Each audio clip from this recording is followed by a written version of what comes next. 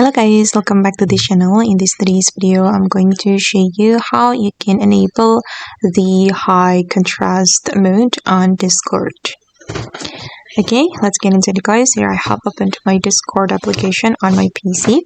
And first of all, we need to open up the user settings on Discord. This one, go to the user setting and then you need to go to the accessibility.